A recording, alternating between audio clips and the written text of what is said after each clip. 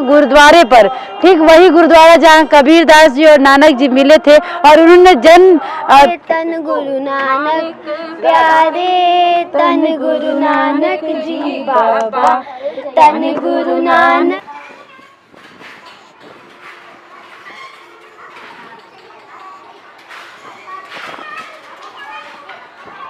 चावल वाहेगुरु जी, सब्जी वाहेगुरु जी, मांगने की जरूरत ही नहीं पड़ती है। 21 हमारे लिए बहुत ही खुशियों भरा आए। बोले सो निहाल, वाहेगुरु जी दा खालसा, वाहेगुरु जी दी फतेह। बाद आ चुके हैं कबीर धूनी, और जब भी कबीर धूनी द्वारा यहाँ नहीं बन सका और गुरुद्वारे के निर्माण के लिए बगल की दूसरी जमीन को चुना गया जहाँ पे है। इसके पीछे क्या कहानी है? जैसे बताते हैं इतिहास में, जो यहाँ की मगहर की एक सेविका थी जी, जो यहीं पर सेवा करती थी, और उन्हीं के शरीर छूटने के बाद उनके परिवार लोगों पे शादीशुदा नहीं की थी, उन्हीं का फिर यहीं पे समाधि बना दी और उनको सती प्रथा के नाम से ये मंदिर। हालांकि प्रतिमा में उन्हें सिंदूर लगाया हुआ दिखा। हिंदू और मुसलमानों को लड़ाने का काम किया, लेकिन हम जो हिंदुस्तान है वो मोहब्बतों का देश है। आप यहाँ पे देख सकते हैं एकता की मिसालें हमारे पास हैं। एक नमस्कार दोस्तों, 2020 के बाद हम मिल रहे हैं 2021 में। तो सबसे पहले अनबी परिवार की तरफ से आप सभी को नए कैलेंडर के साथ नववर्ष की हार्दिक शुभकामनाएं। आज आपको एक अलग जगह लेके आए हैं। जीवन में एक पंक्ति है, एक क्या दो पंक्तियां बहुत काम आती हैं, जिसे लिखने वाले कौन है इसका अंदाज़ा आप खुद लगा लेंगे। पोथी पढ़े पढ़े जगमुआ, पंडित भया न कोय, ढाई आखर प्रेम के, पढ़े सो पंडित होय। वहीं कबीरदास जी ये भी लिखते हैं, हमन के इश्क मस्ताना, हमन को होशियारी क्या। जी हाँ, आज हम बात करेंगे 16वीं सदी में जन्मे कबीरदास जी की। आखिर कबीरदास जी का ये पूर्वांचल से क्या नाता है, उसके लिए आपकी अपनी आकृति पहुंच चुकी है मगहर। जी हाँ, अगर हम मगहर की बात करते हैं तो आप सभी को पता है, ये सर्वविदित है कि कबीरदास जी का समाधि स्थल जो है वो मगहर में स्थित है। इसके पीछे बहुत सारी कहानियां बताई गई। कुछ लोग कहते हैं कबीरदास जी पर धार्मिक धर्म परिवर्तन का दबाव पड़ा और उन्हें हाथी के पैरों तरह कुचल के यहाँ मगहर लाया गया। कुछ लोग कहते हैं कि बहुत सारे आडंबरों का बोलबाला था समाज में और कहा जाता था मगहर में आने वाले व्यक्ति, मगहर में मृत व्यक्ति को नरक मिलता है, इसलिए कबीरदास जी ने स्वयं चुन लिया। कुछ लोग ये भी कहते हैं कि तत्कालीन नवाब बिजली शाह जी ने कबीरदास जी से कहा कि यहाँ के जीवन स्तर के उत्थान के लिए वो आए, तो उन्होंने इस निवेदन को स्वीकार किया। मगहर को मगहर क्यों कहते हैं, इस पर भी बहुत सारी बातें अवेलेबल हैं। कुछ इतिहासकार बताते हैं कि मार्गहर, यानी कि जब बौद्ध भिक्षु इस रास्ते से भिक्षा लेने जाते थे तो डाकू रास्ते में उन्हें लूट लेते थे, इसलिए इसे मार्गहर फिर मगहर कहा गया। कुछ लोग ये भी कहते हैं कि यहाँ से जाने वाले लोग को मृत्यु की प्राप्ति होती थी, इसलिए मगहर कहा जाता है। कुछ लोग ये भी कहते हैं कि ईरान से आने वाले माघी पंडितों ने वैदिक पंडितों को के साथ एक कॉम्पिटिशन क्रिएट किया, तब से इसका नाम मगहर पड़ गया। बहुत सारी कहानियाँ हैं, लेकिन उससे पहले आइए आपको दिखाते हैं मगहर का स्थान, और उससे पहले दिखाते हैं यहाँ पे खिचड़ी के मेले की तैयारी चल रही है। आप इधर देख सकते हैं, हमारे साथ बहुत से लोग अवेलेबल हैं। आइए जानते हैं भाई खिचड़ी के मेले का क्या उत्साह है। सर कोई भी आ जाओ भाई, पूरा उत्साह है जी। हाँ सर प्लीज़ आप यहाँ आ जाइए।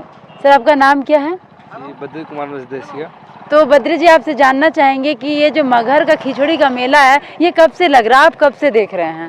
हम जब से हमने मतलब घूमना टहलना स्टार्ट किया तब से लगाया मेरा। मतलब आपका बचपन बीता तो ये लग रहा था।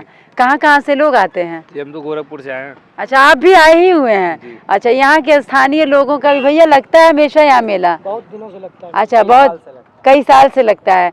तो बहुत सारे मतलब आप लोग उत्साहित भी हैं इस मेले की तैयारी के लिए? जी जी, पूरा मतलब हम लोग उत्साहित भी रहते हैं और इंतजार भी करते हैं पूरा साल इसका, अच्छा, कि मतलब मेला लगे और मतलब आगंतुक बाहर से आए यहाँ पे जी। और बाहर से लोग विदेशों से भी लोग आते हैं और कबीर जी को मानने वाले, कबीर के अनुयायी बहुत से आते हाँ हैं। कबीर के अनुयायी जो मतलब हरियाणा, पंजाब, पूरा हिंदुस्तान और बाहर से भी लोग आते हैं यहाँ पे अपनी श्रद्धाओं को लेके खिचड़ी चढ़ाने के लिए। खिचड़ी मेला लगता है यहाँ पे। तो दोस्तों, हम मंदिर और मज़ार में जाने से पहले जान लेना बहुत ज़रूरी है कि आज के समय देश और दुनिया में कबीर के मठों का अगर नाम आता है तो मगहर का नाम ज़रूर आता है। पूरी दुनिया से लोग यहाँ आते हैं। और वहीं यहाँ के बारे में एक कहानी प्रचलित है। कबीरदास जी यहाँ रहते थे, यहाँ का जीवन स्तर भी जानते थे।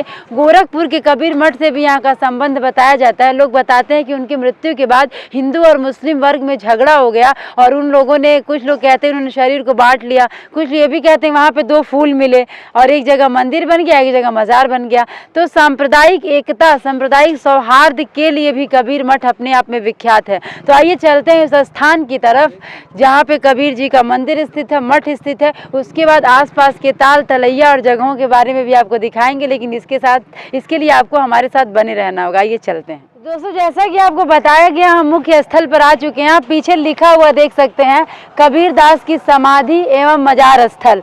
1518 में जब कबीरदास जी का निर्वाण हुआ तो उसके संबंधित कहानी हमने आपको पहले भी बताई।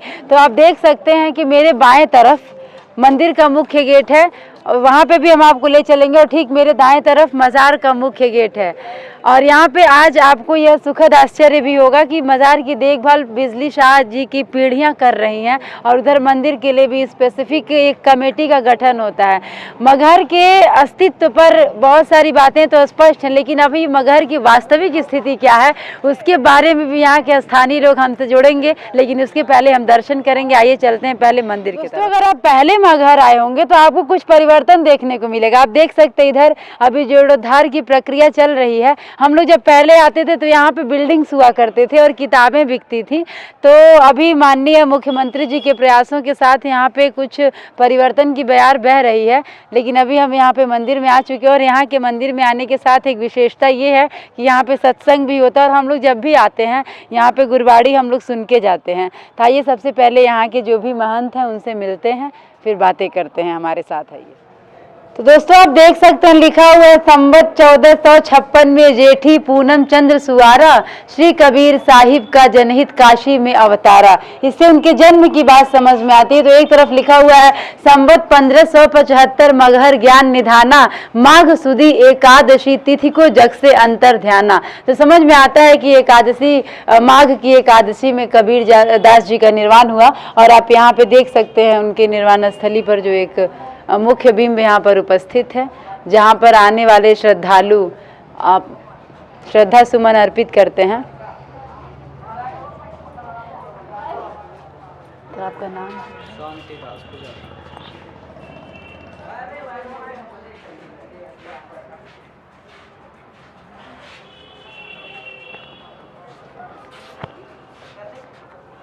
हमारे साथ मंदिर के पुजारी श्री शांतिदास जी उपस्थित हैं। सबसे पहले नमस्ते सर। जी नमस्ते। सर, सबसे पहले तो यहाँ पे खिचड़ी के मेले की तैयारी भी चल रही है, तो आपसे जानना चाहेंगे कि कोविड के बाद स्थिति क्या है?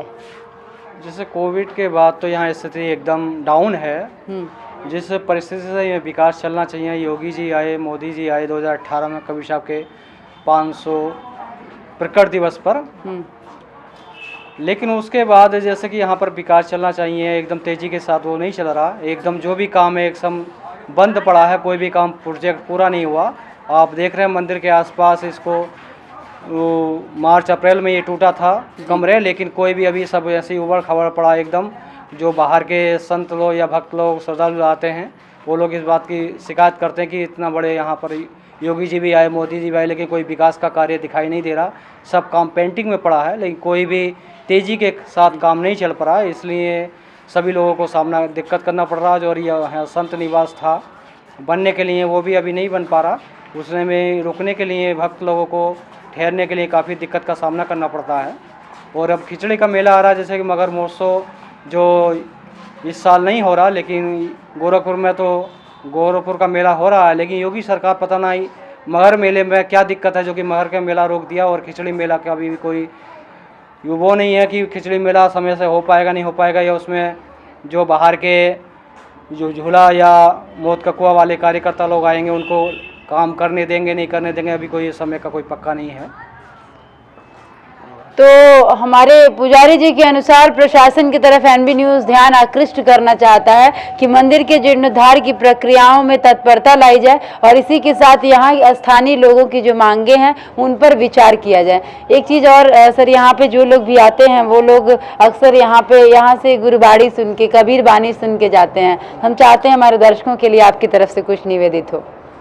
जिससे कबीर साहब ने अपने जीवन काल में अनेक वाणी कही हैं।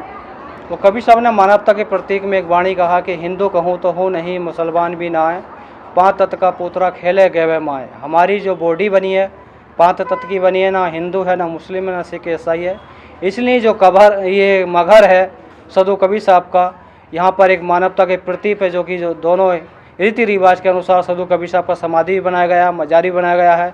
लेकिन उस उद्देश्य के अनुसार यहाँ पर विकास कार्य नहीं हो रहा और रहने की और रुकने की अव्यवस्था के कारण भक्त लोगों को असुविधा मिलती है। और जो हमारा मगर स्टेशन है वहाँ पर ट्रेनें रुकने की असुविधा है और यहाँ पर रोडवेज बस स्टॉप भी नहीं है, उसमें भी लोगों को दिक्कत का सामना करना पड़ता है। मैं योगी सरकार या मोदी सरकार से अनुरोध करता हूँ कि यहाँ पर मगर स्टेशन पर हर ट्रेन को रुकना चाहिए और बस स्टॉपेज बनना चाहिए, जो कि बाहर के श्रद्धालु जन आते हैं उनको कोई भी दिक्कत का सामना नहीं करना पड़े। जी दोस्तों, हमारे साथ पुजारी जी ने सरदार लोग की बात कर दी है, तो इससे हम जब ये अपनी यात्रा पूरी करेंगे तो रास्ते में आपको भीटी का गुरुद्वारा भी दिखाएंगे, जहाँ के बारे में बताया जाता है कि कबीरदास जी और नानक जी का वहाँ पर मिलन हुआ था। वो लोग एक दूसरे से मिलने आए थे। और पुजारी जी, एक और प्रश्न है कि सुनने में आता है कि इधर एक गोरख तलैया है, जिस गोरख जल स्रोत का निर्माण कहा जाता है कि एक दीवार थी जिसको कबीरदास जी ने एक्टिव किया, फिर गोरखनाथ जी ने यहाँ एक जल स्रोत बनाया। तो उसके बारे में थोड़ा सा बताएं और वो कहाँ है, हमारे दर्शकों को बताएं। जैसे कि जो अपने भारतवर्ष में बताते इतिहास में कि इस क्षेत्र का नाम मगहर कैसे पड़ता है। कबीर साहब के समकाल से पहले इस क्षेत्र में बौद्धी संत लोग ज़्यादा रहते हैं, बौद्ध भिक्षुक, जो लुम्बिनी से लेकर बोध गया के लिए आते जाते रहते हैं। तो कुछ लोग उन लोगों को, बौद्धिस्ट लोगों को सताते हैं। तो बौद्ध धर्म के संत लोग इस क्षेत्र का नाम मारघर डाल देते। मार्ग माने रास्ता, हर माने समान। सिलसिला चलता रहता है। उस समय बौद्ध धर्म देश दुनिया में काफ़ी प्रचार प्रसार करता है। सभी धर्मों के लोग बौद्ध धर्म को ग्रहण करने लगते हैं। तो उसी में जो काशीवासी लोग होते हैं, लोगों को काशी की तरफ आस्था जोड़ने के लिए एक शब्द का प्रयोग करते हैं कि जो काशी मरेगा मोक्ष पाएगा, जो मगहर मरेगा नरक जाएगा, या अगले जन्म में मरकर गधा बनेगा। तो उसी अनुसार इस क्षेत्र के लोग काशी में शरीर त्यागने लगते हैं, परंपरा चालू हो जाती है। तो यहाँ का जो बताते कुछ संत आते हैं, बुजुर्ग संत होते हैं, पानी मांगते हैं। पानी की जगह उनके बर्तन में मिट्टी या धूल भर के दे दिया जाता है। तो उन संत जी के मुख से करोबत शब्द निकल जाता कि आज से इस क्षेत्र में सूखा पड़ेगा या धूल उड़ेगा। उस समय के बाद इस क्षेत्र में धीरे धीरे बारिश पड़ना कम होने लगता है। काफ़ी उपचार किए जाते हैं दोनों धर्मों के अनुसार, लेकिन बारिश नहीं होता है। तो उसी बीच में यहाँ का जो राजा होता है बिजली का पठान, तो जनता दरबार लगाता है। तो उसमें सभी परंपरा के संत लोग आते हैं, सब लोग अपना अपना मत रखते हैं। तो कुछ लोग कबीर साहब के बारे में चर्चा करते हैं कि हम लोगों में इतनी शक्ति नहीं है जो हम बारिश करा सकें, लेकिन काशी में कबीर साहब रहते हैं, अगर उनके पास जाएंगे कुछ ना कुछ समस्या का निदान हो सकता है। तो यहाँ का जो राजा होता है अपने साथियों को साथ लेके कबीर चौरा बनारस जाते हैं, पूरी विनती निवेदन करते हैं। तो कबीर साहब कहते हैं अगर हमारे चलने से हमारे समस्या का निदान होता तो हम अवश्य चलते हैं। तो जैसे कबीर साहब काशी से मगहर के लिए चलते हैं, उस समय के काशीवासी लोग वही बात कबीर साहब के सामने रखते हैं कि आपका वृद्ध शरीर है और आप उस क्षेत्र में जा रहे हैं, लोग मरने के बाद नरक जाते हैं, उस मातृभूमि को छोड़कर जा रहे लोग मरने के बाद स्वर्ग जाते हैं। तो कबीर साहब अपना चिंतन करते हैं, कहता है अगर मैं अपना शरीर काशी में त्यागता हूँ तो है कि काशीवासी कहेंगे कबीर साहब भी मुक्ति पाने के लिए काशी में शरीर त्यागे हैं।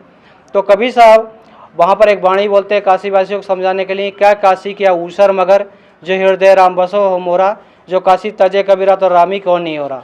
कबीर साहब कहते हैं कि जिसने हृदय से राम को जाना है कहीं मरेगा मोक्ष पाएगा। और काशी में मरने से मोक्ष मिलता तो किसी भगवान का फिर तो कोई काम ही नहीं रहा। तो कबीर साहब उस पाखंड को ख़त्म करने के लिए और कर्म सिद्धांत को सिद्ध करने के लिए काशी छोड़कर मगहर आते हैं। यहाँ से 2 किलोमीटर दूर कबीर धुनी मंदिर है, वहीं पर कबीर साहब ठहरते हैं। कबीर साहब का नाम सुनकर गौरवपीठ के जो भी वर्तमान में संत रहे होंगे वो भी आते हैं। उनके मन में आता कि काशी से कबीर साहब को बुला के लेकर आए, पाइन तो हम भी दे सकते हैं। तो जैसे जनता कबीर साहब के पास आती है तो वो गोरखनाथ जी के पास भेज देते हैं। तो गोरखनाथ जी अपने रिद्धि सिद्धि अनुसार दाएं पर अंगूठा लगाते हैं, कुछ पानी की शोध क्रिया चलता है, जिस शोध का नाम गोरख तलय नाम रखा गया था। तो जनता कहते हैं इतने से पानी से तो पूरे समाज की व्यवस्था नहीं हो सकती। तो गोरखनाथ जी कहते हैं जितने मेरी ऊर्जा थी लगा दी, मैं कुछ नहीं कर सकता। जो पुरानी गोरखतलिया थी वो हाईवे रोड में चली गई है। अभी योगी सरकार उसको दोबारा से गोरखतलिया बनवा रही है। वो 50 फीट ऊंचा वहाँ पर गोरखनाथ जी का मूर्ति भी लगेगा और फिर वहाँ पर 5 संतों का मिलन होता है। बताते हैं कि नानक साहब भी अपनी ज्ञान शक्ति से वहाँ पर कुएं से पानी निकालते हैं, उससे ही पूर्ति नहीं होता है। तो कबीर साहब अपने ध्यान शक्ति से अब बारिश कराते हैं। इतना बारिश होता है जो नदी नाले सूखे रहते हैं या आमी नदी सूखा रहता है, उसमें पानी रीति चलने लगता है। उस समय के बाद इस क्षेत्र में बारिश पड़ना प्रारंभ हो जाता है। फिर वहाँ पर 5 संतों का मिलन होता है, कबीर साहब, नानक साहब, गोरखनाथ, केसरदास, संत रविदास। फिर कबीर साहब अपना यहाँ आते हैं जहाँ हम खड़े हैं, ये समाधि मंदिर, यहीं पर अपना झोपड़ी बनाकर कबीर साहब रहने लगते हैं। जब ज़्यादा भीड़ जुड़ने लगता है तो पीछे कबीर गुफा है, या कबीर साहब बैठ कर ध्यान करते हैं। जब उनका जाने का समय होता है तो पूर्णतिथि बता देते हैं।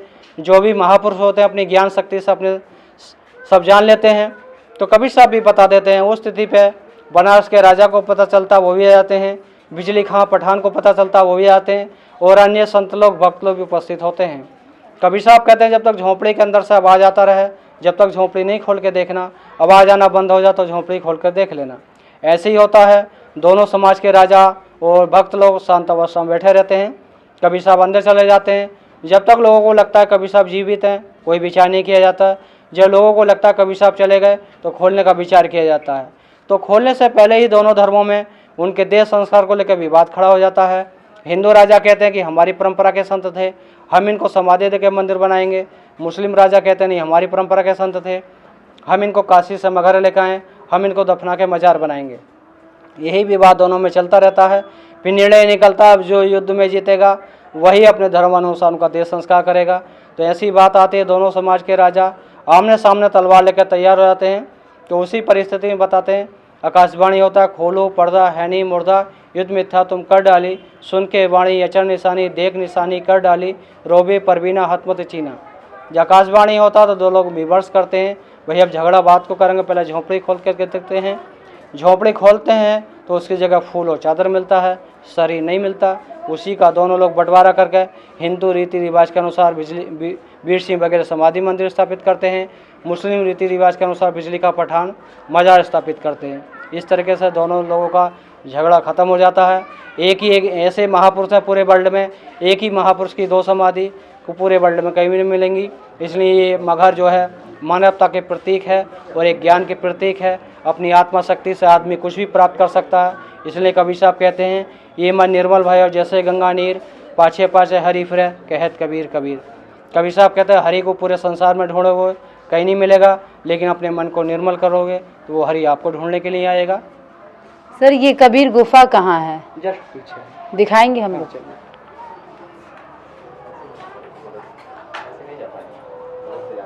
तो दोस्तों आपको काफी कुछ जानने को मिला होगा कबीर समाधि के बारे में। हम चलते हैं कबीर गुफा की तरफ और उसके बाद हम कबीर साहब के मज़ार की तरफ चलेंगे। बहुत सारी बातें हैं, किंवदंतियों के साथ बहुत सारे कंफ्यूजन्स भी हैं।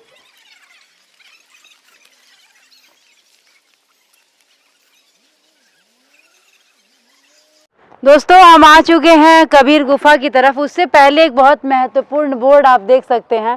भारतीय साहित्य का एक प्रसिद्ध नाम, आवश्यक नाम, महापंडित राहुल सांस्कृत्यायन जी का भी कथन है पुरातत्व के बारे में। तो जो लोग भी पुरातत्व से संबंध रखते हैं या उनकी रुचि है वो इसको पढ़ सकते हैं। और यहाँ के पुरातत्व अधिकारी गोरखपुर मंडल के, उनके द्वारा यह स्थापित किया गया है। आइए चलते हैं हम गुफा की तरफ। और बगल में आप देख सकते हैं जल स्रोत भी है, कुएँ भी हैं। तो यहाँ पे जो पर्यावरण का एक स्पष्ट लगाव जो है वो महसूस किया जा सकता है।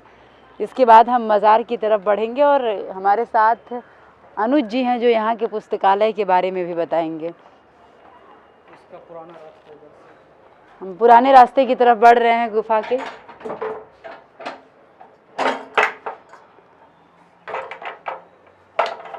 यही झोपड़ी हुआ करती थी। अच्छा वो गुफा अंदर अंदर है? गुफा अंदर था लेकिन उसका रास्ता खराब होने की वजह से डायरेक्ट उधर से खोल दिया गया। पहले इसमें बैठ के जाना पड़ता था। अच्छा, यहाँ के पुजारी जी बताते हैं कि यह गुफा अंदर से था, लेकिन चूंकि समय के साथ इसका जो स्ट्रक्चर है उसमें डिफरेंस आने के कारण इसको इधर से लॉक करके उधर से खोल दिया गया। पहले अंदर अंदर बैठ के जाना पड़ता है। आइए नए द्वार की तरफ चलते हैं।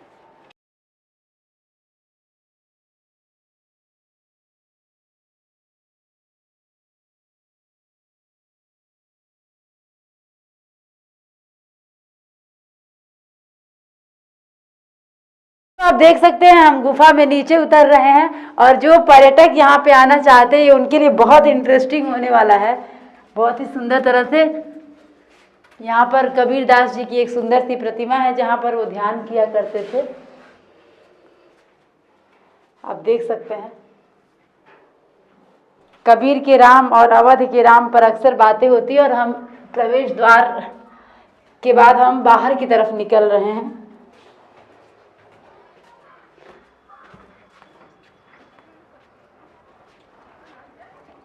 इधर कबीर एकेडमी और जी। उधर पीछे ध्यान केंद्र संग्रहालय बना हुआ है। जी आप देख सकते हैं पीछे एक ध्यान केंद्र संग्रहालय कबीर एकेडमी बनाया जा रहा है जहाँ पर दुनिया भर से कबीर के अनुयायी लोग आएंगे, ऐसी संभावना है। और हमारे साथ अनुज जी हैं। अनुज जी, पुस्तकालय भी है कहीं? अच्छा, यहाँ पे सती माता हैं। यहाँ पे सती माता है सर। पुजारी जी, यहाँ पे सती माता का मंदिर है, इसके पीछे क्या कहानी है? जैसे बताते हैं इतिहास में, जो यहाँ की मगहर की एक सेविका थी जी, जो यहीं पर सेवा करती थी और उन्हीं के शरीर छूटने के बाद उनके परिवार लोग उनपर शादीशुदा नहीं की थी, उन्हीं का फिर यहीं पे समाधि बना दी और उनको सती प्रथा के नाम से ये मंदिर। हालांकि प्रतिमा में उन्हें सिंदूर लगाया हुआ दिखा रहा है। उसमें प्रतिमा में दिखा दिया, लेकिन वो सती नहीं, सती हुई थी। हाँ, अच्छा। हाँ, सेवा करती थी।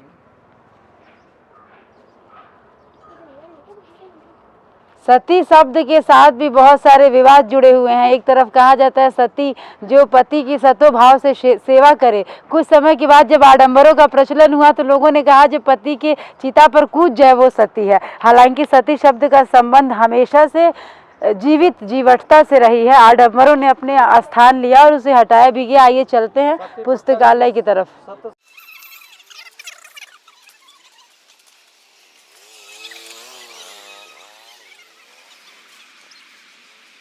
मंदिर अपने जीर्णोद्धार की प्रक्रिया में है। मंदिर के पास की जो पुरानी बिल्डिंग्स है उन्हें गिरा दी गई है और नए बिल्डिंग की संभावना है। इसके साथ वहाँ पे जब बिल्डिंग था तो एक पुस्तकालय हुआ करता था। अनुज जी हमारे मित्र हैं, बता रहे थे उसके बारे में। आप यहाँ पे कलेक्शन भी देख सकते हैं। कबीरदास जी के साखी, सबद, रमैनी, बीजक जैसी रचनाएं यहाँ पे दिख रही हैं। लॉर्ड कबीर, कबीर कौन। तो यहाँ पे पुजारी जी हमारे साथ हैं। कैसी कैसी किताबें प्रकाशित होती हैं यहाँ से? यहाँ से जैसे काफ़ी किताबें प्रकाशित होती हैं और अन्य जो संत लोग प्रकाशित करते हैं, इलाहाबाद, झारखंड, गिरिडीह से भी आती हैं और बनारस से भी आती हैं। और यहाँ से भी कई पुस्तकें जैसे काशी से मगहर परिचय या कबीर अमृतवाणी या कहत कबीर सुनो भी साधो और संत कबीर भजनावली, अन्य किताबें यहाँ से होती हैं उपस्थित। और अभी तो ये सब विकार होने के कारण जैसे कि अब बुक स्टॉल बन जाएगा तो अच्छे से सजाया जाएगा, इसलिए अभी तो खुले में रखा जा रहा है जी। वही, क्योंकि यहाँ पर 3 चीज़ों की ज़्यादा ज़रूरत है मंदिर के आसपास। बुक स्टॉल रखने के लिए एक कमरा चाहिए, पुजारी के लिए एक कमरा चाहिए और एंट्री विभाग के लिए और महंत जी के लिए। ये 4 चीज़ें तो मंदिर के आसपास रहनी चाहिए, जो कि जो बाहर के लोग आए उनको आने जाने में या कोई भी चीज़ पुस्तक देने में उपलब्ध समस्या ना हो। क्योंकि अब पुस्तक विक्रेता बाहर चला जाएगा तो पुस्तक यहाँ कौन देखेगा, इसलिए उसका कमरा पास में होना चाहिए, पुजारी का कमरा पास में होना चाहिए। महंत जी के मिलने के लिए जो बाहर के भक्त लोग उनके मिलने के लिए भी कमरा पास में होना चाहिए। एंट्री विभाग जैसे जो बाहर के साधु संत आते हैं उनको स्वागत कक्ष मंदिर के आसपास में ही होना चाहिए। वो सब तोड़ दिया गया है, सब व्यवस्था अव्यवस्था हो रहा है, सब लोग परेशान हैं। जो सब देख ही रहे हैं आप, सब टूटा फूटा पड़ा, कोई भी काम यहाँ पर पूरा नहीं हो पा। जी पुजारी जी, आपको सूचित हो कि अभी प्रक्रियाएं चल रही हैं, हमने भी पता किया था अपने स्तर पर। तो यहाँ से लगातार यहाँ का प्रशासन, अनुज जी क्या कहते हैं, आप तो यहाँ के क्षेत्रीय निवासी हैं, तो यहाँ का प्रशासन भी अपने संज्ञान में मामला ले रहा है? जी, अभी तो 1 हफ्ते पहले ही लगभग यहाँ के प्रभारी मंत्री जी का दौरा और डीएम साहिबा का दौरा हुआ था, जिसके बारे में कामों का जायजा लिया गया और यहाँ के कार्य को देखा गया। हालांकि विलम्ब तो हुए हैं, बशर्ते कार्य अभी भी प्रगति पे है और कार्य। मगहर महोत्सव के बारे में भी जैसा पुजारी जी कह रहे हैं, क्या आपका क्या कहना है इस पर? मगहर महोत्सव तो यहाँ का एक अलौकिक देखने लायक रहता है, क्योंकि ये कबीर साहब की धरती है, तो यहाँ सांप्रदायिक सौहार्द की एक भावना भी रहती है और लोगों को जोड़ने में जो कि अब तक अपना एक अहम भूमिका निभाता रहा है मगहर महोत्सव। ऐसा इस बार कोविड-19 की वजह से तो पूरी दुनिया ही परेशान है और कहीं न कहीं इसका एक प्रोटोकॉल है और उस प्रोटोकॉल के तहत फ़िलहाल अभी भी सूचनाएं आ रही हैं पत्राचार की वो क्रिया प्रगति में है कि अभी होना है या नहीं, इसके बारे में अभी कोई स्पष्ट जानकारी नहीं है, लेकिन अभी कार्य प्रगति में है। देखते हैं क्या होता है, इस बार मगर महोत्सव होता है नहीं। हालांकि सांस्कृतिक कार्यक्रम और भी जो चीज़ें होती रही हैं उससे मगहर के लोगों में एक उत्साह होता है मगर महोत्सव को लेके।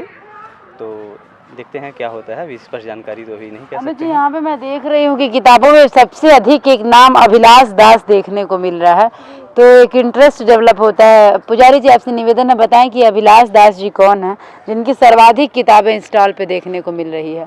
जैसे कि अभिलाष साहब हमारे कबीर पंथ के संत हैं, जो कि ये बस्ती के रहने वाले थे और बुरहानपुर में जाके वहाँ पर ज्ञान प्राप्त अध्ययन किए कबीर साहब के बीजक का। उसके बाद इलाहाबाद में इन्होंने अपना एक आश्रम स्थापित किया, प्रयागराज उसमें पीतम नगर इलाहाबाद में जी।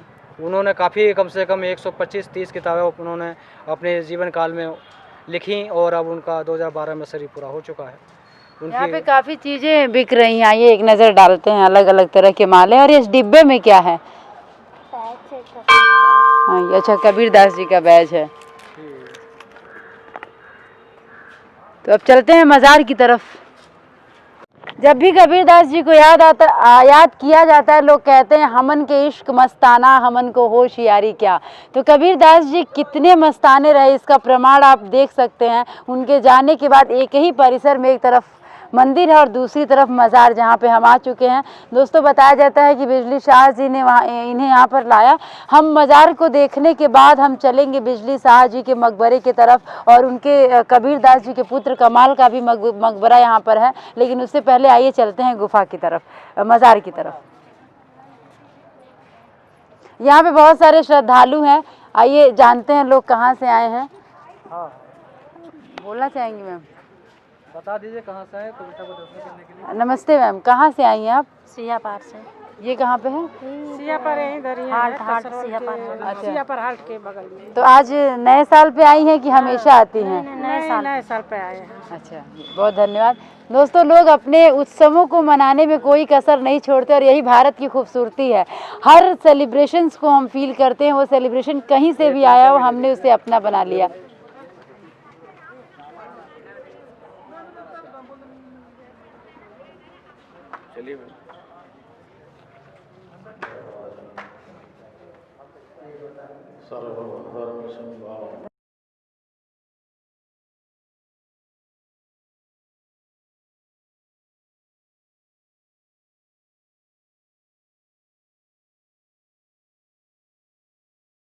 नमस्कार दोस्तों, मैं आ चुकी हूँ कबीर दास जी के मज़ार पर। यहाँ के मुतवल्ली खादिम हुसैन अंसारी जी हमारे साथ हैं। आइए उनसे जानते हैं कि यहाँ के मज़ार के प्रति लोगों की आस्था क्या है। तो सबसे पहले सर, कोविड का एक खतरनाक दौर चल रहा है, ऐसे में लोग अभी भी आ रहे हैं, क्या स्थिति है यहाँ? कम लोग आ रहे हैं, और जो भी आते हैं वो मास्क लगा के आते हैं जी।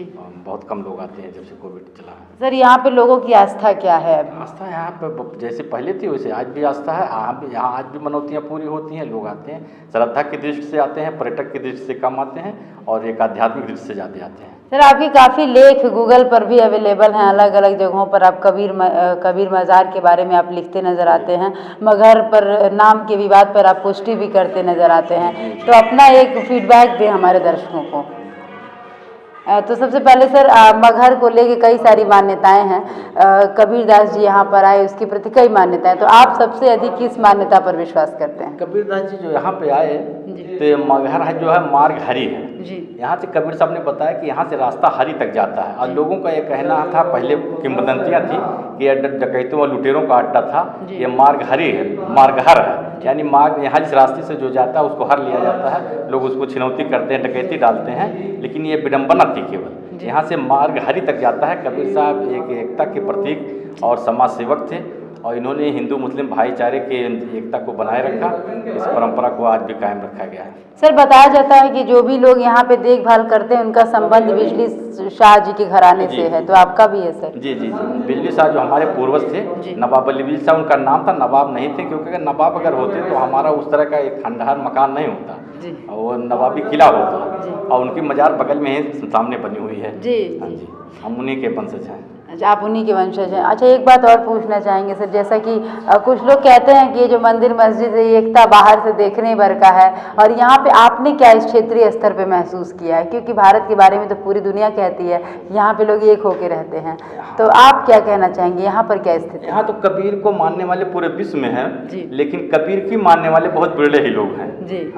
यहाँ पे आने के बाद उनके अंदर कुछ भावनाएं हो जाती है कि कौन हिंदू का है, कौन मुस्लिम का है, और बाहर से जो देखते हैं सुनते हैं कि वहाँ एक समाधि है, एक मजार है, तो आने पे वहाँ के उनके भ्रम में पड़ जाते हैं कौन सी मजार है, कौन सी समाधि है। क्योंकि कुछ लोग यहाँ जो वर्तमान लोग रहते हैं, स्थानीय लोग, वो कहते हैं मंदिर और मस्जिद, तो मस्जिद में तो हिंदू भाई लोग जाते नहीं हैं, वो मस्जिद समझ के इस मजार तक नहीं पहुँचते हैं। जी जी। तो यहाँ के लोगों में थोड़ा कमियाँ हैं। अगर वो बताएं कि एक तरफ मजार है, एक तरफ समाधि है, तो कबीर की दोनों भावनाओं का जो है वो आदर होगा, कबीर के सम्मान होगा, हिंदू मुस्लिम समाज सामरिकता जो है वो बनी रहेगी। लेकिन कुछ लोग, स्थानीय लोग जो कहते हैं कि मस्जिद है, तो मस्जिद में आने से अन्य बिरादरी के लोग हैं, मुस्लिम को छोड़ के वो नहीं जाना पसंद करते हैं कि मस्जिद में नहीं जाया जाता, क्योंकि मस्जिद एक पवित्र स्थान होता है। अगर उन्हें समझाया जाए, बताया जाए कि कबीर का ही मजार है, तो यहाँ पे लोग आना शुरू करेंगे कि आधा अगर वहाँ कबीर है तो आधा यहाँ कबीर है। जी जी। तो वो पूरा दर्शन करेंगे दोनों का देख के कि हाँ आधा वहाँ देख लिया, आधा यहाँ देख लिया। तो खिचड़ी मेला की तैयारियां बाहर दिख रही हैं, तो मिलके सब मनाते होंगे? खिचड़ी तो पारंपरिक उत्सव है, इसको सभी लोग मिलके मनाते हैं, हम भी मनाते हैं। तो उत्साह पूरी तरह से बना हुआ है? पूरी तरह से बना रहता है। तो बहुत धन्यवाद आप दोनों लोग का समय देने के लिए। आइए चलते हैं बाहर, देखते हैं, और फिर अब पीछे भी कुछ बिल्डिंग्स बन रहे हैं, वो भी देखते हुए चलते हैं आगे। दोस्तों, भारत के स्वतंत्रता के इतिहास में भी यह बात बहुत ही ठोस तरह से उठाया जाता रहा है कि अक्सर अंग्रेज़ों ने हिंदू और मुसलमानों को लड़ाने का काम किया, लेकिन हम जो हिंदुस्तान है वो मोहब्बतों का देश है। आप यहाँ पे देख सकते हैं एकता की मिसालें हमारे पास हैं। एक तरफ मंदिर के पुजारी जी हैं और एक तरफ मज़ार के जो देख रेख करते हैं मुतवली हमारे साथ खादिम साहब हैं। तो आपको भी अच्छा लगेगा, आइए मगहर घूम जाइए, खिचड़ी मेला लग रही है, गोरख बाबा को खिचड़ी चढ़ाइए, तो साथ में कबीर दास जी के साथ भी खिचड़ी बांट के खाइए। तो चलते हैं आगे, देखते हैं यहाँ पे क्या निर्माण है, क्षेत्रीय लोगों से जानते हैं। जुड़े रहिए अपनी आकृति के साथ, आइए देखते हैं।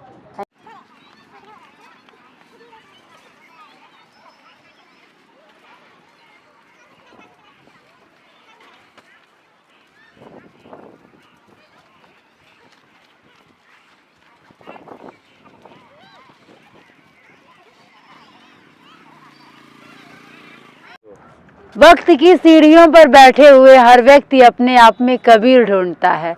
दोस्तों, मैं बैठी हुई हूँ कबीर घाट के सीढ़ियों पर। एक समय था जब रामानंद जी को अपना गुरु बनाने के लिए कबीरदास स्वयं बनारस की सीढ़ियों पर उनके पांव पड़ जाया करते थे। वहीं आज कबीर घाट के सीढ़ियों पर जाकर लोग अपने मन की मुक्ति के लिए प्रार्थना करते हैं। आज से 2 साल पहले मैंने खुद भी एक चिट्ठी लिखी थी प्रशासन को कि कबीर घाट नाले में तब्दील हो चुका है, लेकिन आज मुझे आके इस बात की खुशी हो रही है कि वास्तव में जो कबीर घाट है वो घाट बन चुका है। आज से 2 साल पहले बिल्कुल नाले की तरह थी। मित्र अनुज हमारे साथ है। मैं सही कह रही हूँ या गलत कह रही हूँ? 2 साल पहले, सर यहाँ पे आइए प्लीज़, 2 साल पहले स्थिति जो थी वो नाले की तरह थी, तो अभी कैसे ठीक हुआ, आखिर ऐसा क्या हुआ? जी मैम, यहाँ जो पानी आता था बाहर से मिलों का और भी अपशिष्ट पदार्थ थे जो नाली में, मगहर की जो नाली की व्यवस्था थी, कहीं न कहीं आके इसमें मिलता था, इस वजह से पानी दूषित हो जाता था। लेकिन वर्तमान में प्रशासन ने इसके लिए कार्य किया है, जो कि स्वयं ही देख सकती हैं आप। और यहाँ का जल जो है अब निर्मल और स्वच्छ हो चुका है, क्योंकि लोगों की मान्यताएं थी, जो लोग राजस्थान और पंजाब ऐसे यहाँ से श्रद्धालु आते थे तो यहाँ आके इस जल को पान करते थे। तो कहीं न कहीं उस समय उनके लिए एक विकट लेकिन आस्था का अपना एक विषय ही होता है, वहाँ तो ये चीज़ दिखती नहीं है। लेकिन वर्तमान में अब उनके लिए भी ये चीज़ें आसान हो गई हैं, क्योंकि इस जल को वो अमृत मानते हैं। कबीर दास जी के साथ तो अमृत शब्द ही जुड़ा रहता है, या वचन हो या यहाँ की अमृतवाणी, तो इस चीज़ को यहाँ पे साक्षात देखा जा सकता है। और ऐसे भक्त उनके हैं जो कि इसका पान करते थे, और स्वयं ही आप देख सकते हैं यहाँ लोग स्नान दान और लोग भी करते थे। ऐसी मान्यताएँ भी हैं कि कबीर दास जी भी यहाँ नहाते थे और अपना यहीं से नहा के जाते थे और अपना ध्यान अंदर करते थे, जो कि आप पहले देख चुकी हैं। अच्छा अनुज जी, एक और इंटरेस्टिंग चीज़ जान पड़ता है, श्रद्धालुओं को गुरुद्वारा वहाँ पे दिख जाएगा सीधे, शायद हमारा कैमरा भी कैप्चर कर सके, तो जो लोग देख रहे हैं वीडियो उन्हें भी बड़ा इंटरेस्टिंग लगेगा। कुछ देर बाद हम उस गुरुद्वारे की तरफ होंगे और ये भी बड़ा रुचिकर होगा कि बताने में अच्छा लगेगा। जैसे ताजमहल लोग जाते हैं तो बताते हैं, वहाँ पर किला अयोध्या लोग जाते हैं मंदिर पे तो बताते हैं कि फला मंदिर वहाँ है। वहाँ पे आप देख सकते हैं दोस्तों, दूर आप उधर सुदूर देखें तो मोक्ष मार्ग का एक रास्ता है जहाँ पे दाह संस्कार होता है, उसका क्या नाम दिया गया है? शांति मुक्ति धाम उसे नाम दिया गया है। तो वहाँ पे लोग अब अंतिम यात्रा के बाद शरीर पार्थिव देह के अंतिम संस्कार के निमित्त आते हैं। यहाँ पे जल की शुद्धता का अनुमान हम लोग लगा सकते हैं कि मछलियाँ सीधे दिख रही हैं स्पष्ट, यहाँ पे आप देख सकते हैं। तो अब हम चलेंगे कबीर धूनी की तरफ और यहाँ की यात्रा बहुत सुखद रही। तो पुजारी जी आपका बहुत धन्यवाद आज की यात्रा को सुंदर बनाने के लिए। हमारे साथ हमारी दोस्त श्वेता भी हैं जो बहुत आनंद ले रही हैं और अनुज जी हैं, इनके होने से ये बिल्कुल अपना लगने लगता है ये क्षेत्र। आइए चलते हैं आगे। दोस्तों आप देख सकते हैं मेलों के बीच इस पूरे क्षेत्र के केंद्र में एक सुंदर सी प्रतिमा है, कबीर साहब की एक प्रतिमा है जिसका अनावरण पूरे मुख्यमंत्री सुश्री मायावती जी के समय में हुआ था। दोस्तों इस मूर्ति की विशेषता अनुज जी हमारे मित्र बता रहे थे कि अष्ट धातु से निर्मित है और इसके निर्माण में अच्छे लागत का प्रयोग किया गया था और अच्छे किस्म की मूर्ति है। और यहाँ के श्रद्धालुओं के लिए ये भी विशेष विषय आप देख सकते हैं, माता जी हैं बहुत मन से फ़ोटो खिंचवा रहे हैं, यहाँ पे इधर देख सकते हैं। और मेला है, फिर देखते हैं कुछ खाते हैं फिर चलते हैं यहाँ से गुरुद्वारे की तरफ।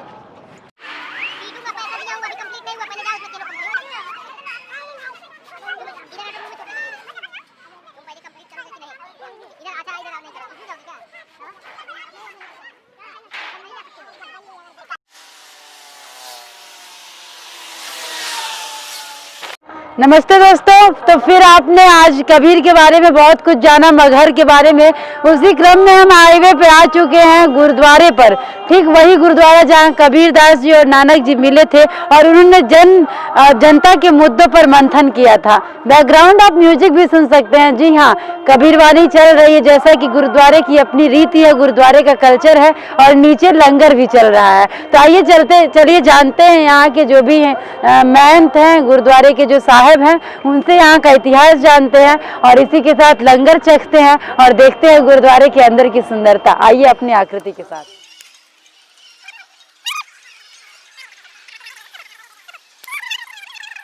तो दोस्तों हम गुरुद्वारे के पास आ चुके हैं, हम सरदार जी लोग यहाँ पर हैं, ज्ञानी जी की प्रतीक्षा हो रही है। वाहेगुरु सरदार जी, कैसे हैं? ठीक है जी, अच्छे हैं, अपना सुनाइए। एकदम बढ़िया है। हम एनबी न्यूज से आए हैं, इस गुरुद्वारे के बारे में सुना है सरदार जी, सुना है कि कबीर दास जी नाल पहला गुरुद्वारा है ये, थोड़ा सा इसके बारे में बताएं। 5 संतों की गोष्ठी हुई सी यहाँ। कबीर साहब बनारस से यहाँ मगर आए सी। जो आदमी कहता था भाई बनारस की धरती पे मरेगा गधे दी जूनी च पेगा, तो कबीर साहब ने इसका भरम तोड़ा, बनारस से यहाँ मगर की धरती पर आए, जो गुरु ग्रंथ साहब विच दर्ज है। कहे कबीर सुन ले रोई, भरम न भूलो कोई, क्या काशी क्या उखड़ मगर दी ये धरती है। ये नाल ही धूणियाँ जहाँ गुरु नानक देव, केसर दास, गुरु गोरखनाथ, रविदास भगत और अपने भगत कबीर जी, ये 5 संतों की गोष्ठी हुई है इत्थे। ये पूरे वर्ल्ड च पहला गुरुद्वारा है कबीर साहब के नाम ते जे, मगर दे नाम ते कबीर साहब के नाम ते जे पहला गुरुद्वारा बनया, पूरे वर्ल्ड च पहला गुरुद्वारा है। वाहिगुरु जी का खालसा, वाहिगुरु जी की फतेह। यहाँ पे सरदार जी बैठे हुए हैं। सरदार जी, हम जानना चाहेंगे कि अभी कोविड के टाइम में यहाँ पे आने वाले दर्शकों की संख्या में क्या स्थिति है? अभी बहुत बढ़ोतरी होगी भगवान की कृपा से। गुरु का लंगर हमेशा चलता रहता है यहाँ। कबीर साहब जी की धरती है ये, इसी के नाम से कहना में गुरुद्वारा बनाया गया है और हमारे गुरु ग्रंथ साहब में कबीर जी की बहुत बानियाँ, इसलिए बहुत बाबे कृपा है। 24 घंटे लंगर चलेगा यहाँ, बहुत भव्य गुरुद्वारा बनेगा। वाहिगुरु जी का खालसा, वाहिगुरु जी फतेह। यहाँ पे और सरदार जी हैं। सरदार जी, हम आपसे जानना चाहेंगे कि जो लंगर है ये यहाँ पे हमेशा चलता रहता है, तो उसमें सभी का योगदान होता है। थोड़ा सा हमारे दर्शकों को बताएं कि लंगर की व्यवस्था कैसे संचालित होती है। लंगर तो सामूहिक संगत की तरफ से है, जो जिसकी श्रद्धा होता है आप अपना जल जिस रूप में देना चाहे दे, उससे फिर सेवा स्वीकार करते हैं, फिर उसी में से सब चला करता है। आप कब से हैं सरदार जी यहाँ पे? हम लोग तो यहीं के रहने वाले, अच्छा, खैलावाल आप के यहीं हैं। के हाँ, रहने- खैलावाल के खैलावाल रहने, के। हाँ हाँ। अच्छा, ऐसा भी होता है कि यहाँ पे जो ज्ञानी जी होते हैं वो अलग अलग जगह से आते हैं वो लोग, उसके बारे में थोड़ा बताएं सरदार जी। ਗਿਆਨੀ ਐਸਾ ਸ਼੍ਰੋਮਣੀ ਕਮੇਟੀ ਨੇ 2004 'ਚ ਮਤਾ ਪਾਸ ਕੀਤਾ ਸੀ ਜਿੱਥੇ ਭਗਤਾਂ ਦੇ ਮਤਲਬ ਗੁਰੂ ਗ੍ਰੰਥ ਸਾਹਿਬ ਵਿੱਚ ਬਾਣੀ ਆ ਉਹਨਾਂ ਦੀ ਯਾਦਦਾਸ਼ਤ ਬਣਾਈ ਜਾਵੇ। ਇਹ ਗੁਰਦੁਆਰਾ ਜੋ ਭਗਤ ਕਬੀਰ ਜੀ ਦਾ ਸ਼੍ਰੋਮਣੀ ਕਮੇਟੀ ਅੰਮ੍ਰਿਤਸਰ ਗੁਰਦੁਆਰਾ ਪੰਜਾਬ ਦੇ ਅੰਡਰ ਹੈ, ਤੋਂ ਵਹਾਂ ਤੋਂ ਵੀ ਰਸਤ ਆਉਂਦੀ ਕਰਦੀ ਆ। ਬਾਕੀ ਸਾਰੇ ਸੰਗਤਾਂ ਦੇ ਸੰਯੋਗ ਨਾਲ ਚੱਲਦਾ। ਬਾਕੀ ਪਰਮਜੀਤ ਕੌਰ ਰਾਣਾ ਬਾਦਲ ਦੇ ਸਿਸਟਰ ਆ ਗੁਰਪੁਰ ਵਾਲੇ, ਉਹਨਾਂ ਦਾ ਬਹੁਤ ਜ਼ਿਆਦਾ ਸੰਯੋਗ ਹੈ ਇਹਦੇ ਵਿੱਚ, ਤੇ ਇਸ ਕਰਕੇ 24 ਘੰਟੇ ਗੁਰੂ ਸਾਹਿਬ ਦਾ ਲੰਗਰ ਚੱਲਦਾ ਹੈ। ਕੋਵਿਡ ਦੇ ਵਿੱਚ ਦੇਖੇ ਆਪ 24 ਘੰਟੇ ਚਾਹ ਪਾਣੀ ਲੰਗਰ सब व्यवस्था यहाँ चल रही थी। आप भी अभी देख रहे हैं संगतां साहब, तो अभी लंगर चल रहा है। अज नए साल ते सब लोग इतना इकट्ठे हुए हैं, गुरु साहब जी के कबीर साहब जी के दर्शन कर रहे हैं। बाकी गल बाबा जी ज्ञानी जी सानू दस देंगे। वाहिगुरू जी का खालसा, वाहिगुरू जी की फतेह। वाहिगुरू जी। हाँ जी, दस तो बोलते कबीर साहब है गुरुद्वारा बनया। वाहिगुरू जी का खालसा, वाहिगुरू जी की फतेह।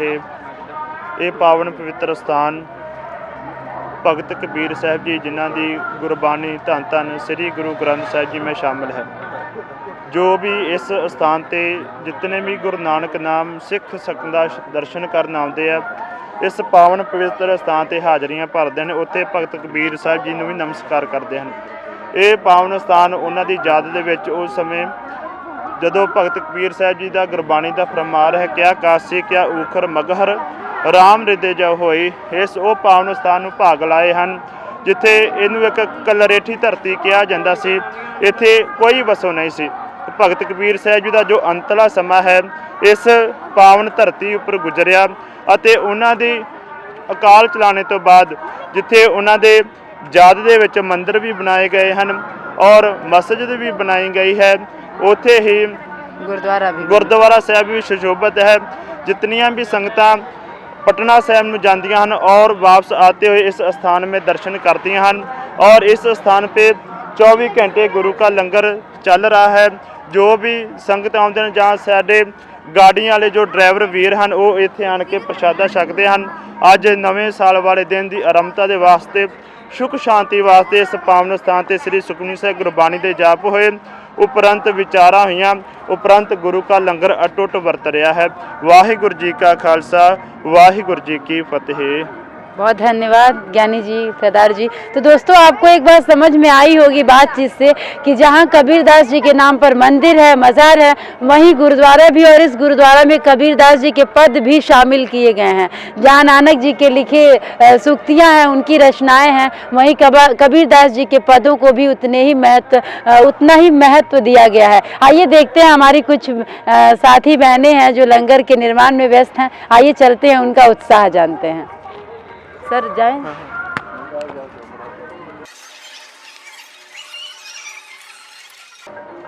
वाहेगुरु जी, कैसे हैं आप लोग?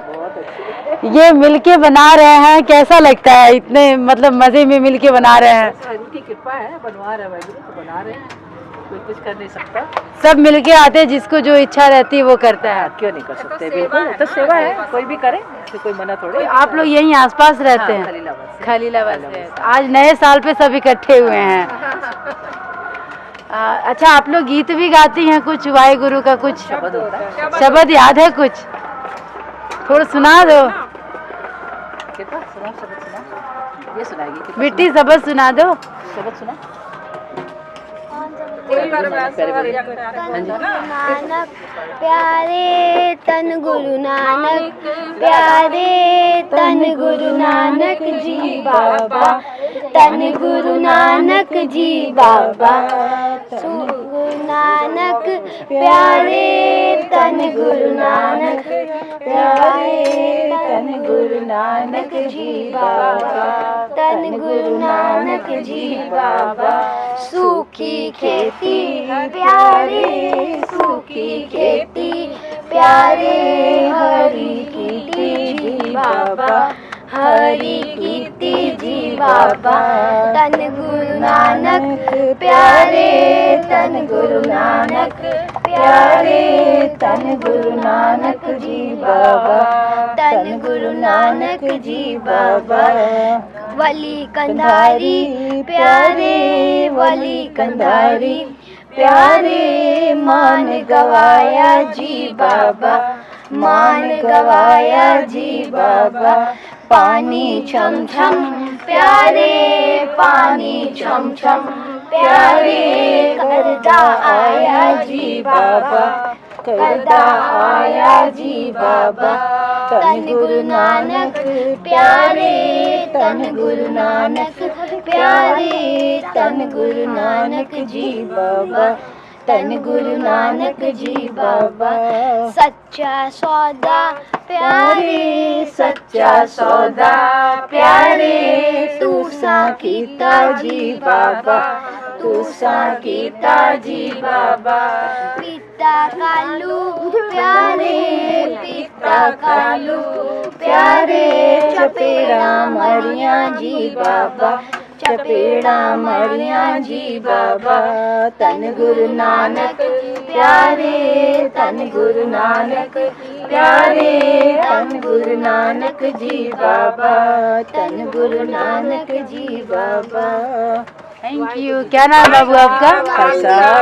वाहेगुरु जी की फतेह। क्या नाम है? नमनदीप कौर। तो हमारे साथ प्यारी बच्ची नमनदीप कौर थी जिन्होंने इतना ही प्यारा सा भजन सुनाया और थैंक यू, आप सभी का बहुत धन्यवाद। वाहेगुरु जी खालसा वाहेगुरु जी की फतेह।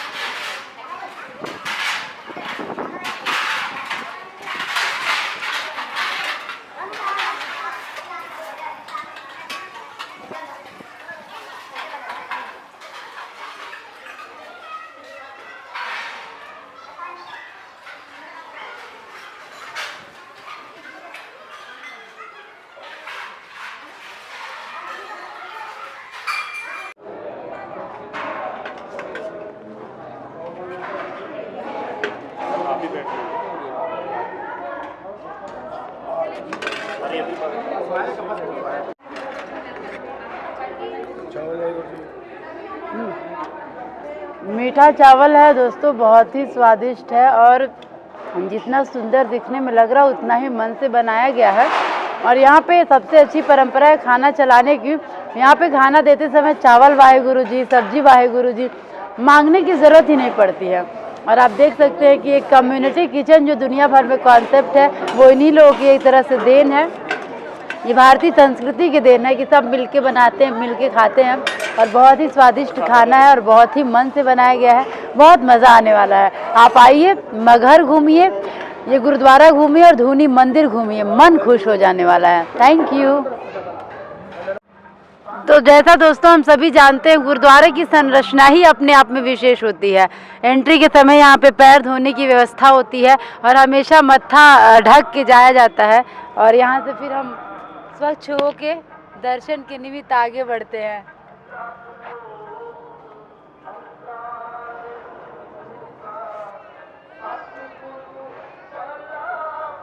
गुरुद्वारे का जो वातावरण है वो बहुत शांत वातावरण होता है और यहाँ का प्रसाद अपने आप में विशेष होता है।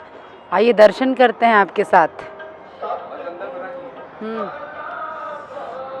तो दोस्तों ये ऐतिहासिक गुरुद्वारा है, आप मगहर आइए तो ज़रूर घूमने आइए। और यहाँ का प्रसाद जो कि शुद्ध घी और सूजी के साथ बनाया जाता है, हलवे का प्रसाद, वो बहुत ही स्वादिष्ट होता है। यहाँ का लंगर चख के जाइए और मन करे तो सेवा भी दीजिए, साथ में काम भी करिए। यहाँ के बाद हम चलेंगे धूनी की तरफ, कबीर धूनी की तरफ।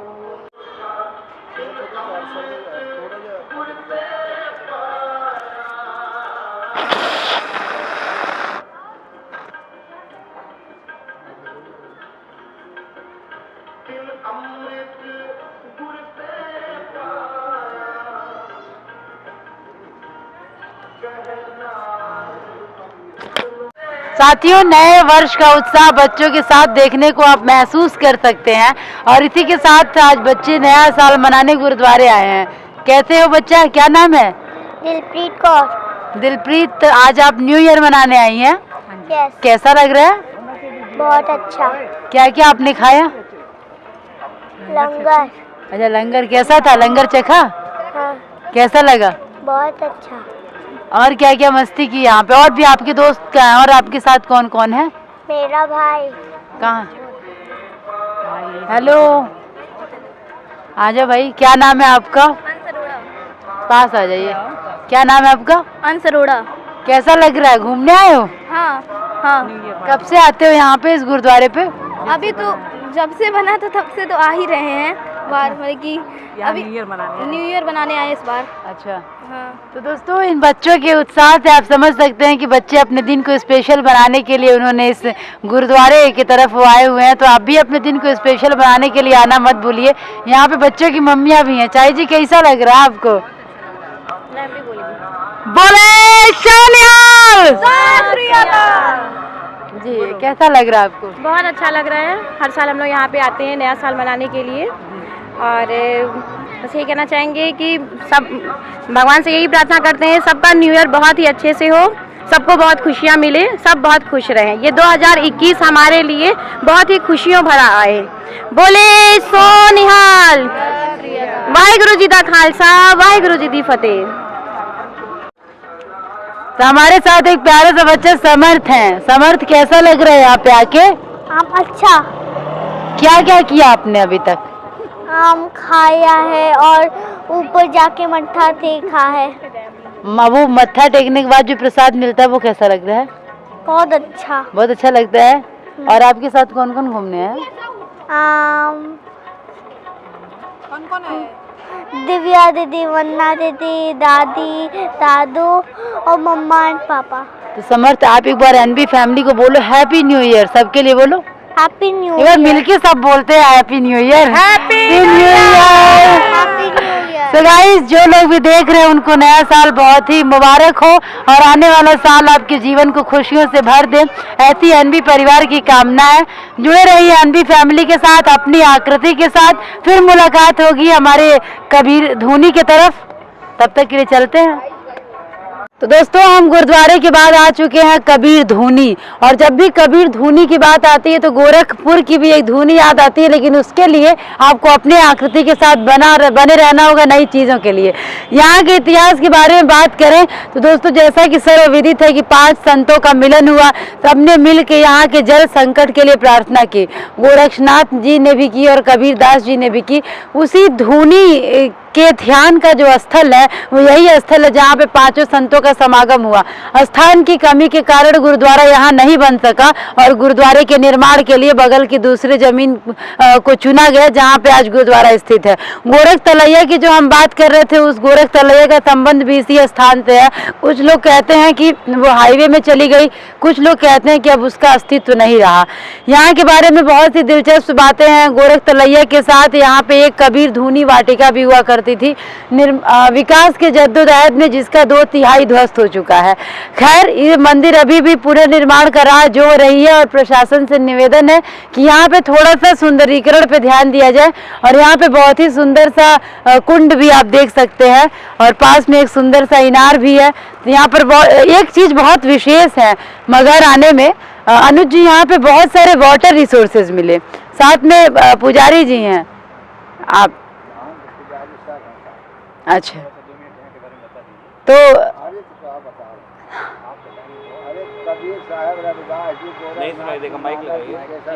सर, आपका नाम क्या है? हमारा राम शरण दास नाम। यहाँ पे हमारे साथ आदरणीय श्री राम शरण दास जी हैं, पुजारी जी हैं। तो सबसे पहले पुजारी जी, यहाँ के बारे में हमारे दर्शकों को कुछ बताएं। बोले। अरे, शुरू से बतावे कि आपकी जो इच्छा ना, जो इच्छा ना है, जैसे शुरू से। हाँ, ये जैसे कि यहाँ पर जौनातन 12 साल के सूखा पड़ गया था, तो सूखा में सब कबीर साहब के गोरखनाथ जी के बुलाए थे राजा बघेल कबीर साहब जी।